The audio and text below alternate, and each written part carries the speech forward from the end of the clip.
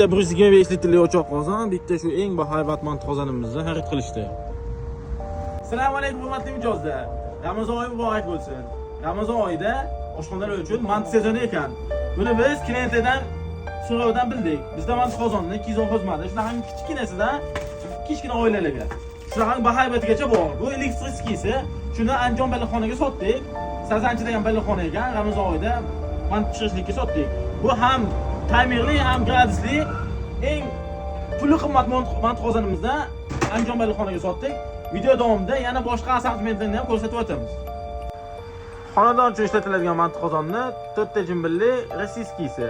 Shu mant qozonni jimbilli ichidagisi. Bu yondagi kichkina versiyasi. Bu mant qozonlarimiz O'zbekistonda ishlab chiqarilgan 4 ta jimbilli bo'ladi. Birinchidagi xili, undan keyingilari 5 ta jimbilli bo'ladi. Oshxona uchun ishlatiladigan mant qozonni elektriskisi kichkina razmeri. Bular esa alyuminli gazga ishlatiladi. 3 ta jimbilli bo'ladi, eng kichkina razmeri. Bu esa o'rta razmeri, bu esa eng katta razmeri. Buni sig'imi 40 ta 50 tagacha mant sig'adi. 3 ta jimbilli, tagidagi uzun qozoni. Buni bambuk versiyasi. Bambuk versiyasini 4 ta jimbilli bo'ladi. Terisi uzun qapqog'i. Tagidagi qozoni o'zi bo'lmaydimi yo bizga kelmay qolganmi?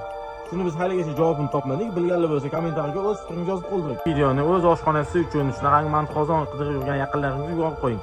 Videoga like bosishni unutmang.